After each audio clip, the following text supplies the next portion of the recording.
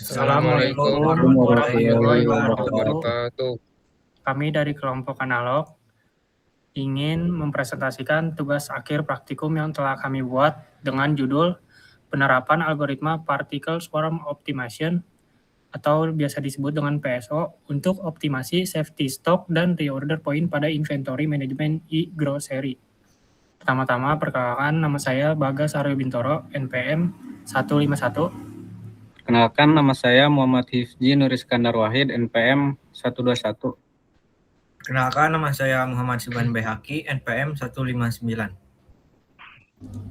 Perkenalkan, nama saya Andika Diputra dengan NPM 051311. Dan saya yang terakhir Rizky Variansyah dengan NPM 166.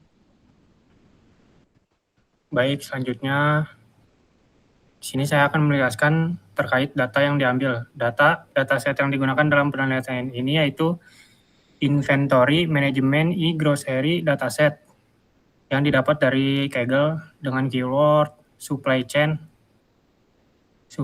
Chain Inventory Management Grocery Industry. Dataset ini berisi data pengelolaan persediaan pada industri e-grocery atau penjualan bahan kebutuhan sehari-hari secara online. Dataset ini mencakup informasi seperti stok barang, permintaan produk, supplier, gudang, biaya barang, dan lain-lain. Baik, langsung ke collab-nya. Di sini library yang kami gunakan yaitu Pandas, NumPy, dan Matplotlib untuk visualisasi nantinya. Selanjutnya kita tampilkan 5 data awal dulu. Seperti ini. Datanya ada SKWADI, kategori, supplier ID, supplier name, warehouse location, dan lain-lain. Jadi total kolomnya yaitu ada 37. Dan untuk keseluruhan datanya ntar ada 1000 baris. Nah, di sini untuk kolom-kolomnya kita tampilkan dulu. Maaf.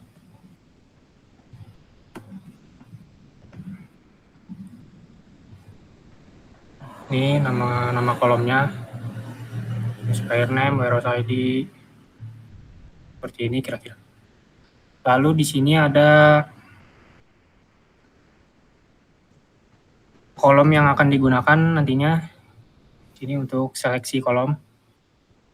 Di antaranya ada forecast next 30D atau 30 hari, prediksi kebutuhan barang selama 30 hari. Lalu ada reorder point, yaitu titik kapan harus melakukan pemesanan ulang. Lalu ada safety stock atau stok cadangan, jadi untuk antisipasi misal terjadinya lonjakan. Lalu ada lead time days, waktu tunggu barang datang. Lalu ada unit cost _USD atau harga per unit barang.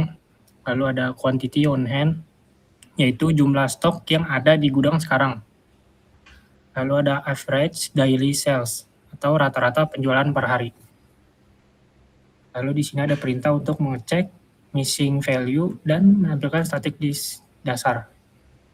Jadi intinya kolom-kolom tersebut dipilih karena berhubungan langsung dengan pengelolaan persediaan.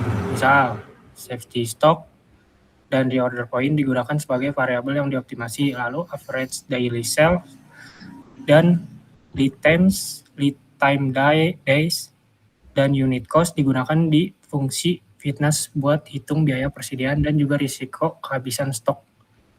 Lalu ada forecast next 30 days dan quantity on hand digunakan untuk memahami kondisi permintaan dan stok pada dataset inventory yang digunakan. Kita di sini tampilkan nih, bisa dilihat ternyata tidak ada missing value, di sini 0 semua. Nah, lalu di sini ada statistik datanya, statistik dasar. Jadi jumlah tiap kolomnya ada 1000 data. Misal pada forecast next 30D atau permintaan produk dalam 30 hari ke depan, di sini rata-ratanya sebesar 332 unit dengan nilai maksimum mencapai 994. Lalu di sini ada safety stock misal rata-ratanya sebesar 58 unit dan nilai tertingginya yaitu 624. Lalu Misal reorder poinnya. Di sini titik pemesanan ulang rata-rata sebesar 152 dan nilai maksimumnya 954. Nah, di sini kita melakukan perintah yaitu data info untuk melihat informasi data. Lalu di sini kita cek tipe datanya. Bisa dilihat di sini terdapat 2 kolom yang masih bertipe data objek, yaitu kolom unit cost USD dan average daily sale. Ini perlu diganti tipe datanya karena kan algoritma PESO dan fungsi fitness cuma bisa melakukan perhitungan matematika di data numerik. Kalau masih pakai objek nantinya bisa terjadi error. Nah, ini untuk isi datanya, misalnya kita cek contohnya. Nah, bisa lihat di sini masih menggunakan simbol mata uang, lalu menggunakan koma bukan titik.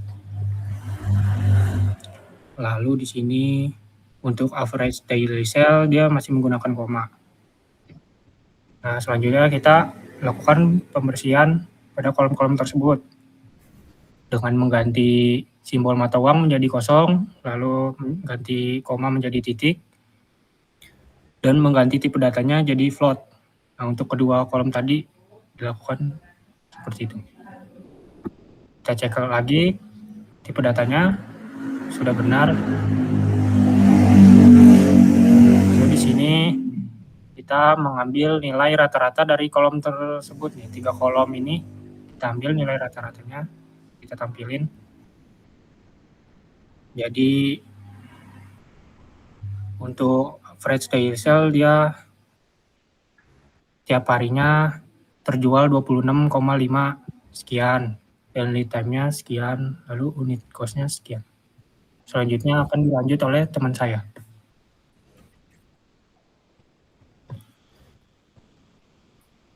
Oke, baik.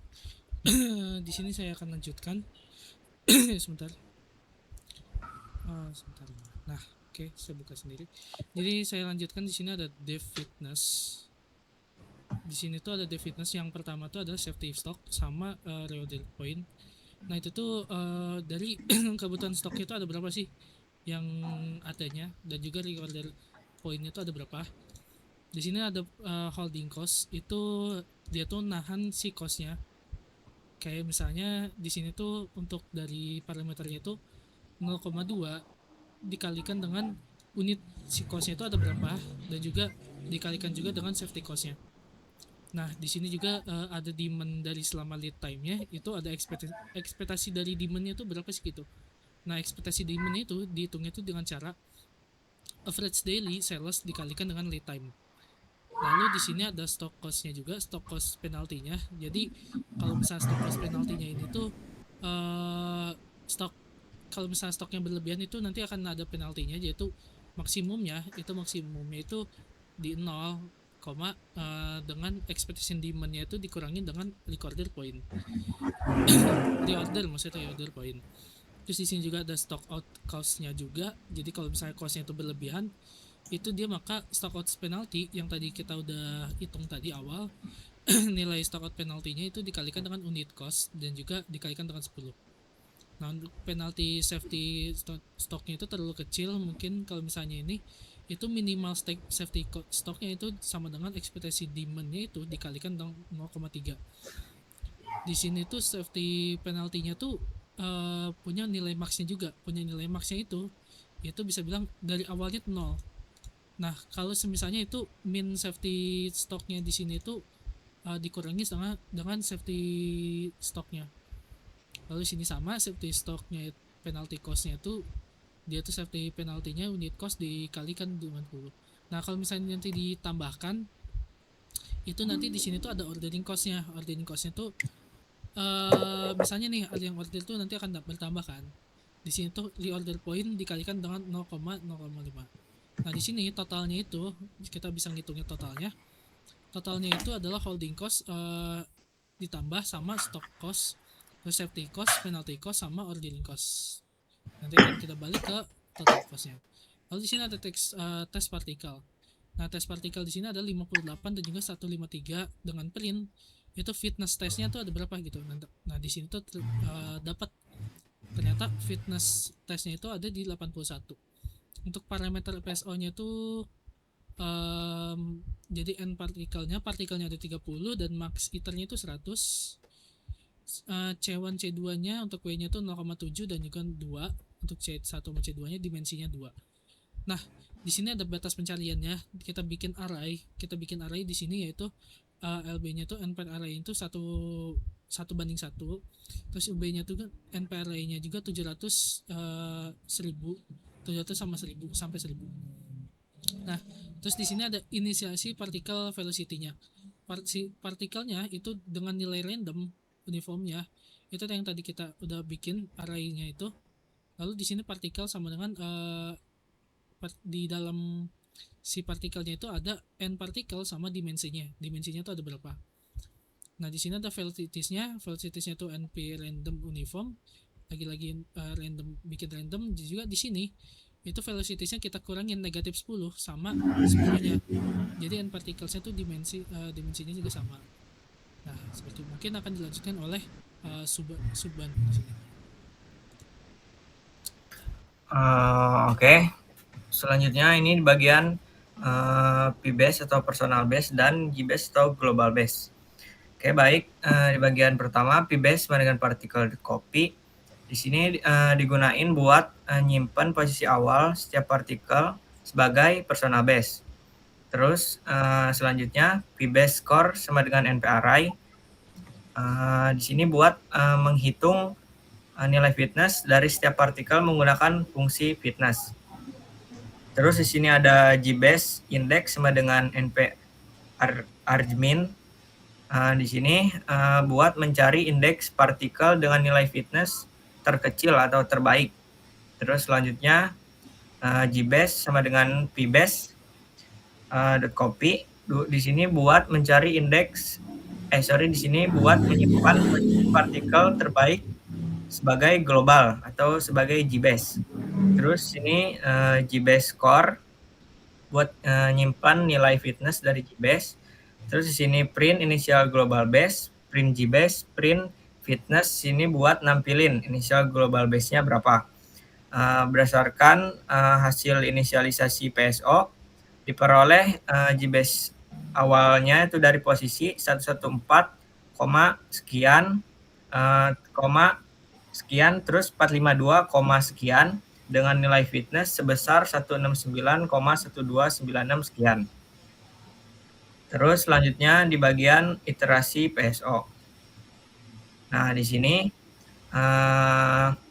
jadi pada setiap iterasi di sini setiap partikelnya memperbarui kecepatan atau velocity dan posisi.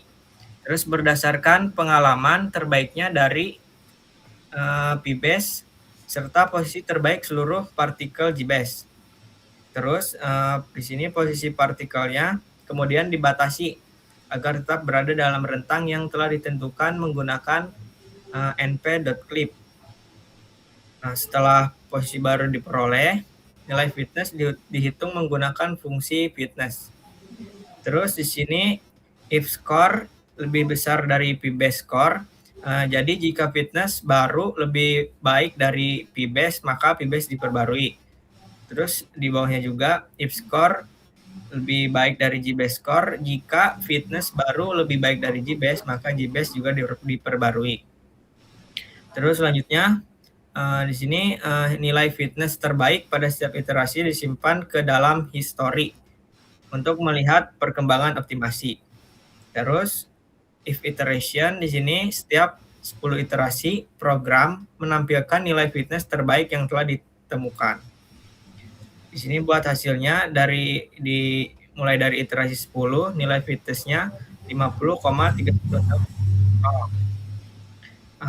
Dari semua iterasi ini mengalami penurunan, yaitu dari sampai fitness jadi fitness 46,4643. Nah, di sini nunjukin bahwa penurunan nilai fitness menunjukkan algoritma berhasil menemukan solusi yang semakin optimal. Terus di sini ada hasil optimasi. Terus di bagian base safety stock sama dengan G-base 0. Di sini buat mengambil nilai safety stock optimal dari solusi terbaik GBase. Terus base reorder point sama dengan GBase 1 buat ngambil nilai reorder point optimal dari solusi terbaik GBase. Terus di sini print hasil optimasi. Terus print safety stock, round base safety stock sama 2. Di sini digunain buat membulatkan hasil menjadi 2 angka di belakang koma agar lebih mudah dibacanya. Terus di sini print reorder point. Terus di sini print fitness minimum round GBase score 4. Di sini buat nilai fitness minimum yang berhasil dicapai selama proses optimasi. Di sini hasil optimasinya nunjukin safety stock optimal 32,15, reorder point optimal 107,16, fitness minimum 46,4643. Di sini menunjukkan solusi tersebut menghasilkan nilai fitness minimum sebesar 46,463 yang nunjukin bahwa kombinasi kedua parameter tersebut merupakan solusi terbaik yang ditemukan selama proses optimasi. Terus selanjutnya, di sini ada perbandingan sebelum dan sesudah PSO. Di sini ada current SS sama dengan data. Di sini buat menghitung rata-rata safety stock awal dari data. Terus di sini ada current drop sama dengan data, reorder point, titik min. Di sini buat menghitung rata-rata reorder point awal dari data. Terus di sini print perbandingannya, print safety stock awal. Terus ada print safety stock optimal. Terus sini print reorder point awal sama print reorder point optimal. Di sini nampilin perbandingannya safety stock awal yaitu 58,47, safety stock optimal 32,15. Sedangkan nilai reorder point menurun dari 152 menjadi 107. Setelah dilakukan optimasi menggunakan algoritma PSO. Jadi hasil ini nunjukin bahwa metode PSO mampu menghasilkan parameter persediaan yang lebih optimal dan efisien dibandingkan kondisi awal. Mungkin cukup sekian yang bisa disampaikan, dilanjut oleh teman saya. Oke, selanjutnya akan dijelaskan oleh saya.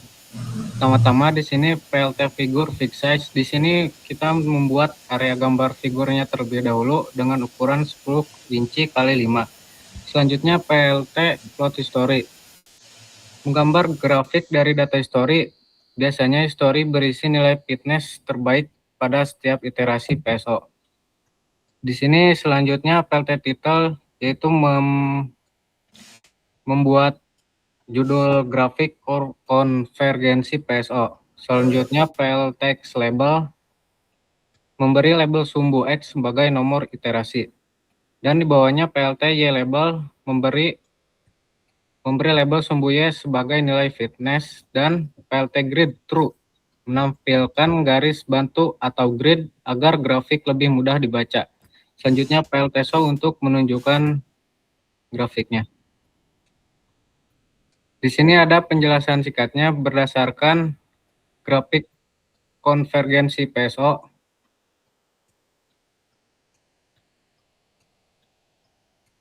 Nilai fitness mengalami penurunan dari sekitar 57 pada iterasi awal menjadi 46,46 pada iterasi akhir. Penurunan yang signifikan terjadi pada iterasi 1 hingga 20. Kemudian nilai fitness mulai stabil setelah iterasi ke-30. Hal ini menunjukkan bahwa algoritma particle swarm optimization berhasil menemukan solusi yang mendekati optimum dan mencapai kondisi konvergens sebelum iterasi maksimum tercapai. Selanjutnya di sini sama PLT figure fixed size 8,5. Di sini tapi ukurannya beda, untuk grafik fixed size-nya 8 kali 5 inci. Selanjutnya label safety stock recorder point menentukan dua kategori yang akan dibandingkan. Before current SS, current drop. Di sini nilai awal sebelum optimasi, dan after safety stock base recorder point yaitu nilai hasil optimasi PSO. Selanjutnya XNP rank len label. Membuat posisi sumbu X. Bandwidth untuk ukurannya. PLT bar X width 2 before with label sebelum. Ini untuk menentukan batang kiri sebelum optimasi. Dan PLT bar X width 2 after with label sesudah. Dan untuk batang kanannya sesudah optimasi. Selanjutnya PLT X6 X label. Di sini mengubah angka 0 dan 1 menjadi safety stop, dan recorder point. Selanjutnya PLT Y label nilai. Menentukan label sumbu Y. Dan PLT title menambahkan judul di grafiknya yaitu perbandingan sebelum dan sesudah optimasi. PLT legend untuk sebelum dan sesudahnya dan menampilkan grafiknya.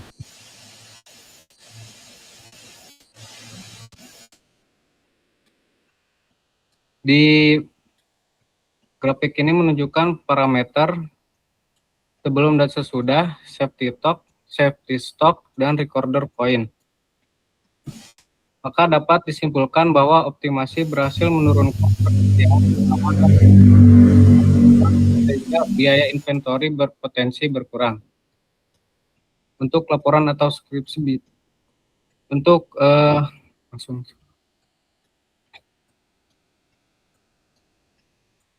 Di sini ada current cost fitness 58,47 15280. Di sini menghitung nilai fitness, misal total biaya persediaan menggunakan parameter awal, yaitu safety stock 58,47 dan recorder point-nya yaitu 152.80. Selanjutnya print fitness sebelum current cost. Menampilkan fitness sebelum optimasi dan print fitness sesudah G-base score fitness terbaik setelah optimasi. Karena PSO biasanya digunakan untuk minimasi biaya, maka nilai fitness yang lebih kecil berarti lebih baik. Selanjutnya improvement current cost G-base score current cost 100. Di sini menghitung persentase penghematan efisiensi biaya awal kurangi biaya optimal dikali 100%. Selanjutnya print efisiensi round improvement 2%. Ini untuk nilai fitness sebelum di situ 82 sudah terlihat dan fitness sesudahnya dan untuk nilai efisiensi. Selanjutnya akan dilanjutkan oleh teman saya. Oke, baik. Selanjutnya di sini masuk ke opsional. Di sini ada di sini tuh buat kayak nentuin jumlah partikel yang akan diuji. Di sini ada partikel TET sama dengan 10, 20, 30, 40, dan 50. Artinya program akan mencoba PSO dengan 10 partikel, 20 partikel, dan seterusnya. Tujuannya untuk membandingkan performa yang masing-masing. Selanjutnya di sini ada fitness underscore result. Ini tuh buat nyimpen hasil fitnessnya. Selanjutnya ada for n underscore test in particle underscore test. Ini tuh buat melakukan pengujian untuk setiap jumlah partikelnya. Jadi buat ngejalanin PSO menggunakan 10 partikel, lalu 20 partikel, dan seterusnya. Selanjutnya di sini ada partikel sama dengan np.random.uniform lb ub, n underscore test, dimension. Ini tuh membuat posisi awal partikel secara acak.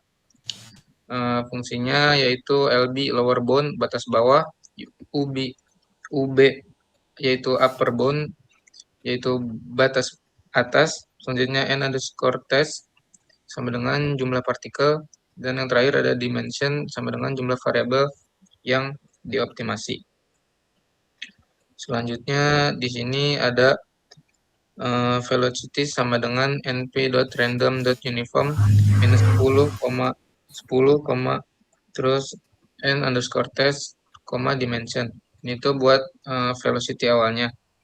Jadi PSO membutuhkan kecepatan partikel velocity di analisis random antara min 10 sampai dengan 10. karena partikel nanti bergerak di search space. Selanjutnya di sini ada pbase sama dengan particle.copy. Ini tuh buat nyimpan posisi terbaik masing-masing partikel atau pbase-nya.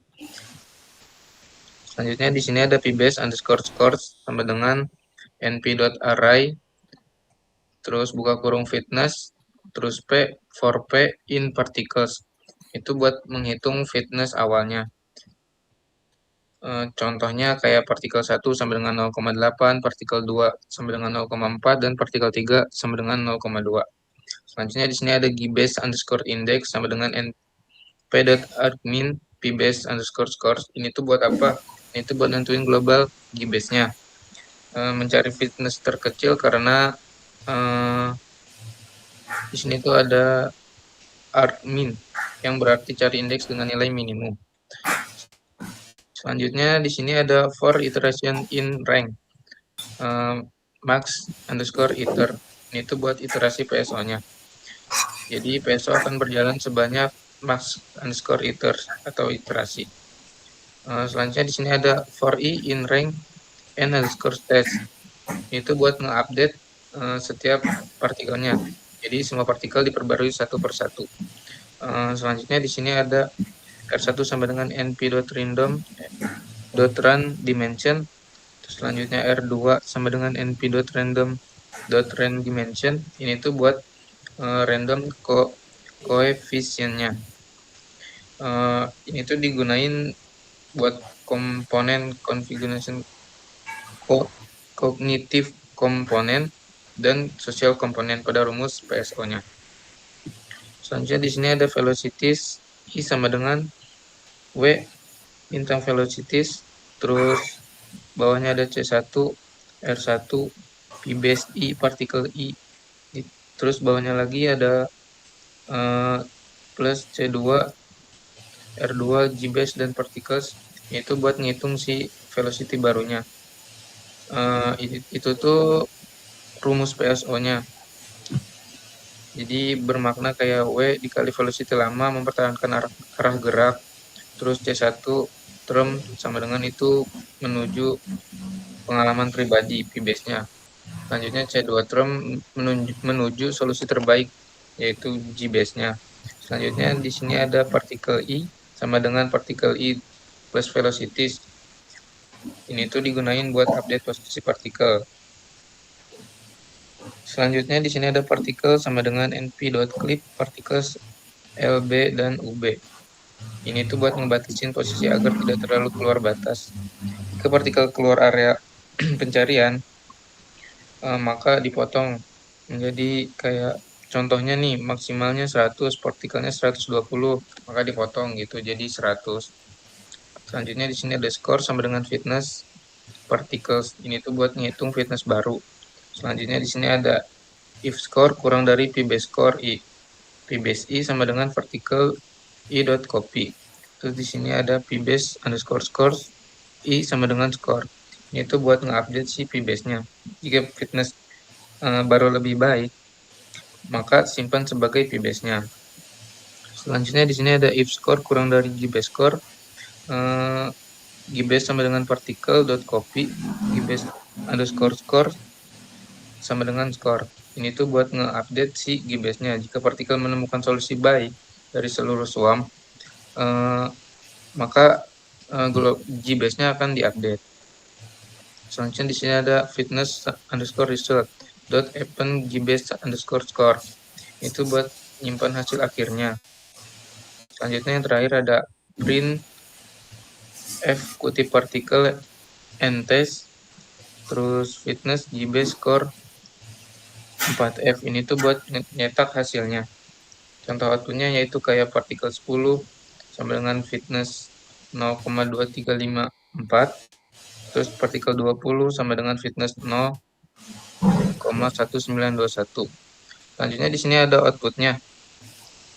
Jadi dapat dilihat bahwa setiap jumlah partikel menghasilkan nilai fitness yang hampir sama. Karena pada optimasi nilai fitness yang lebih kecil dianggap lebih baik, maka partikel 50 dipilih karena memiliki fitness yang terbaik, yaitu sebesar 46,4495. Hal ini menunjukkan bahwa semakin banyak partikel dapat membantu proses pencarian solusi yang optimal. meskipun perbedaannya tidak terlalu signifikan. Selanjutnya pada kode berikutnya, ini itu berfungsi membuat visualisasi grafik yang menunjukkan pengaruh jumlah partikel terhadap nilai fitness hasil optimasi. Jadi program terlebih dahulu membuat area grafik dengan ukuran tertentu, kemudian menggunakan plt.plot untuk menggambar garis yang menghubungkan jumlah partikel pada sumbu X dengan nilai fitness pada sumbu Y. Setelah itu judul grafik, label sumbu, dan grid ditambahkan agar grafik lebih mudah dibaca dan dianalisis. Dan yang terakhir ada plt.show. Ini tuh digunain buat menampilkan grafik sehingga pengujian dapat divisualisasikan dan mempermudah membandingkan performa setiap jumlah partikel. Selanjutnya outputnya ada grafik, yaitu yang menunjukkan perubahan jumlah partikel terhadap nilai fitness hasil optimasi. Nilai fitness antar jumlah partikel relatif mirip karena perbedaannya tidak terlalu signifikan. Jadi semakin banyak partikel cenderung menghasilkan fitness yang lebih baik, yaitu partikel 50 yang menghasilkan fitness terendah sehingga dipilih karena konfigurasi terbaik untuk optimasi selanjutnya. Selanjutnya pada kode berikutnya berfungsi buat tabel hasil pengujian jumlah partikel menggunakan data frame dari Pandas. Gas, coba tolong bawahnya, Gas. Nah, ya jadi yang pertama itu ada kolom jumlah partikel berisi variasi jumlah partikel yang diuji. Selanjutnya kolom fitness berisi hasil fitness terbaik dari setiap pengujian partikel. Selanjutnya variabel hasil underscore partikel digunain untuk menyimpan data hasil pengujian agar lebih rapi dan mudah dianalisis. Selanjutnya baris hasil underscore partikel digunakan kayak buat nampilin tabel hasil pengujian agar lebih rapi dan buat menampilkan tabel hasil pengujian tersebut ke outputnya gitu. Selanjutnya output dari kode di atas yaitu menampilkan hasil pengujian beberapa variasi jumlah partikel beserta fitness yang dihasilkan, yaitu partikel 10 menghasilkan fitness 46,4712 yang merupakan nilai fitness tertinggi pada pengujian. Selanjutnya partikel 20 yang menghasilkan fitness 46,449 menunjukkan peningkatan performa dibanding partikel yang 10 tadi.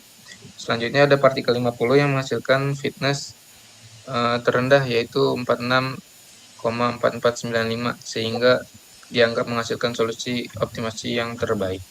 Secara keseluruhan, seluruh nilai fitness relatif mirip sehingga pengaruh jumlah partikel tidak terlalu besar.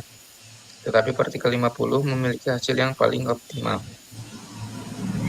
Mungkin cukup sekian. Selanjutnya akan dilanjut oleh Mas Bagas. Baik, jadi di sini untuk analisis pengaruh jumlah partikel ini akan saya bacakan ulang. Pengujian dilakukan dengan variasi jumlah partikel sebanyak 10, 20, 30, 40, dan 50. Jadi hasil menunjukkan bahwa peningkatan jumlah partikel cenderung menghasilkan nilai fitness yang lebih baik karena ruang pencarian solusi menjadi lebih luas. Namun setelah jumlah partikel mencapai 30, nah di sini penurunan nilai fitness menjadi relatif kecil sehingga peningkatan jumlah partikel di atas 30 tidak memberikan peningkatan performa yang signifikan. Oleh karena itu, penggunaan 30 partikel dianggap sudah cukup efektif untuk menyelesaikan permasalahan optimasi inventory pada penelitian ini.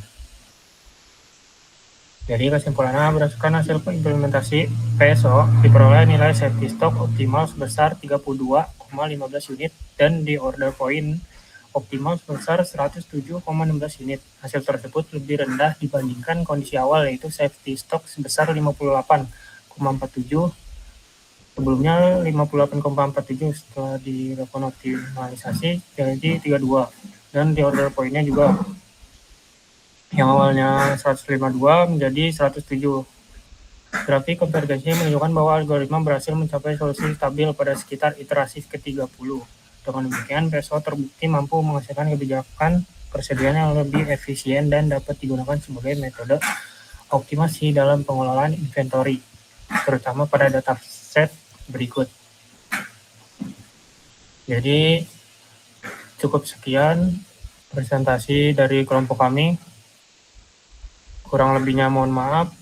Assalamualaikum warahmatullahi wabarakatuh.